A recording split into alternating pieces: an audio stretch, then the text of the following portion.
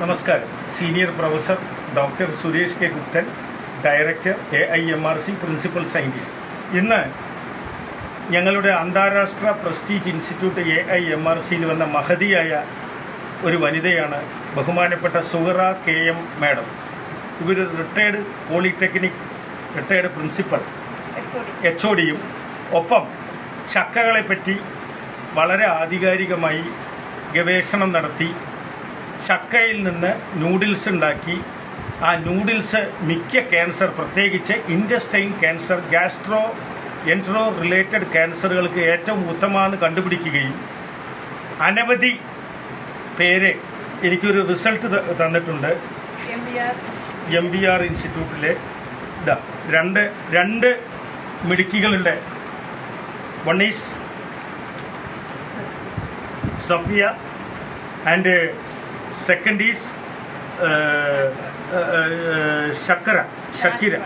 ഷാക്കിറ.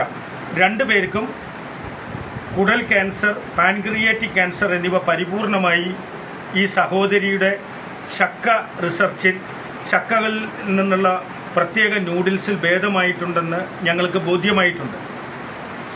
പക്ഷേ ഇവരുടെ ഗവേഷണത്തെ ലോകം അംഗീകരിക്കുന്നുണ്ടോ എന്ന് ശാസ്ത്രജ്ഞരായ ഞങ്ങൾക്ക് സംശയമുണ്ട്. കാരണം ചക്കയിൽ നിന്ന് മരുന്നുണ്ടാക്കിയാൽ അത് മരുന്നാകുമോ? ചേനയിൽ നിന്ന് മരുന്നുണ്ടാക്കിയാൽ അത് മരുന്നാകുമോ? കുമ്പളങ്ങയിൽ നിന്ന് മരുന്നുണ്ടാക്കിയാൽ മരുന്നാകുമോ? പ്രകൃതിയിൽ നിന്ന് മരുന്നുണ്ടാക്കിയാൽ മരുന്നാകുമോ എന്നാണ് പല അലോപ്പതിക്കാരുടെയും ചോദ്യം. ഞാൻ ആധികാരികമായി പറയുന്നു, 9 അലോപ്പതിയിൽ ബിരുദവും 3 റിസർച്ച് ഡോക്ടറേറ്റും എനിക്ക് മോഡേൺ മെഡിസിനിലാണ്. എൻ്റെ post doctoral fellowship gut brain ആക്സിസും എനിക്ക് മോഡേൺ മെഡിസിനിലാണ്. ബാക്കി വരുന്ന 25 ഡിഗ്രികൾ ആൾട്ടർനേറ്റീവ് മെഡിസിനിലാണ്. എനിക്ക് ആധികാരികമായി പറയാൻ പറ്റും, പ്രകൃതിയാണ് ഏറ്റവും വലിയ യൂണിവേഴ്സിറ്റി, പ്രകൃതിയാണ് ഏറ്റവും വലിയ ദൈവം അഥവാ പടച്ചവൻ അഥവാ അള്ളാഹു, പ്രകൃതിയാണ് ഏറ്റവും വലിയ chief consultant doctor, chief HOD. അപ്പോൾ പ്രകൃതി ഈ ലോകത്ത് എല്ലാ രോഗങ്ങൾക്കുമുള്ള മരുന്നുണ്ടാക്കിയിട്ടുണ്ട്. എനിക്ക് ഖുറാൻ അത്ര നന്നായി അറിയില്ല, പക്ഷെ ഖുറാനിൽ ഒരു പ്രത്യേക വാചകം തന്നെയുണ്ട്, ഈ ലോകത്ത് അള്ളാഹു പ്രകൃതി എല്ലാറ്റിലും ഒന്നും വെറുതെ സൃഷ്ടിച്ചിട്ടില്ല. ആ വാക്ക് ഞാൻ കാണാമ്പാടം പഠിച്ചാണ്, ഇപ്പോൾ മറന്നുപോയി. അപ്പോൾ തീർച്ചയായും എനിക്ക് പറയാനുള്ളത്, പ്രകൃതിയിൽ ഉള്ള ഈ ചക്ക കൊണ്ട് ഈ സഹോദരി എല്ലാ ക്യാൻസറിനുള്ള മരുന്നുണ്ടാക്കുന്നു. ഈ എന്തുകൊണ്ട് ചക്കയിൽ മരുന്നുണ്ടെന്നും ഞാൻ ആധികാരികമായി 80% fibre, carbohydrate, folic acid, B കോംപ്ലക്സിലെ ചില ഘടകങ്ങൾ, സിങ്ക്, ഏറ്റവും കൂടുതൽ വെള്ളം, ലിക്വിഡ്, ഇങ്ങനെ മിക്ക മൈക്രോ മാക്രോ ന്യൂട്രിയൻസിൻ്റെയും കലവറയാണ് ജാക്ക് ഫ്രൂട്ട് അഥവാ ചക്ക.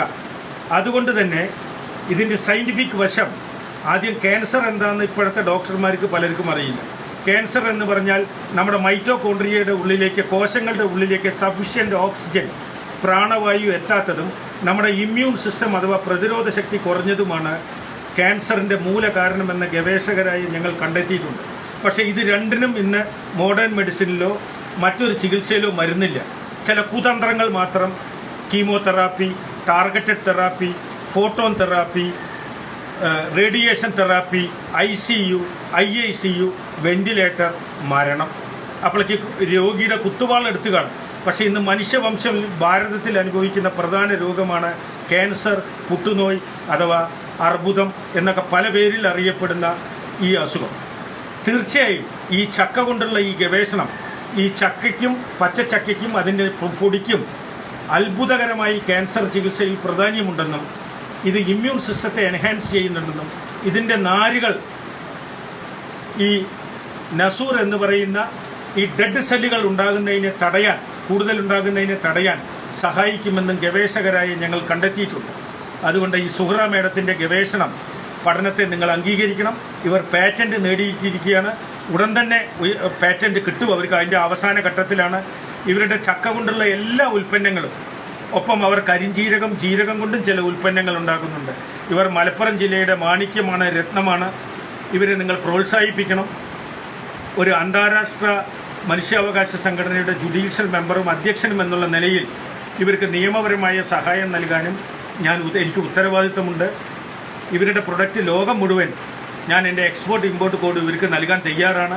ലോകം മുഴുവൻ ഈ ഉൽപ്പന്നം എത്തിച്ച് ഈ ക്യാൻസർ എന്ന് പറയുന്ന ആ ദുരിതത്തിൽ നിന്ന്, മഹാരോഗത്തിൽ നിന്ന് ലോക ജനതയെ പ്രകൃതിയുടെ ഉൽപ്പന്നങ്ങളിൽ നിന്നും രക്ഷപ്പെടുത്തണമെന്ന് ഞാൻ വിനീതമായി അപേക്ഷിക്കുന്നു.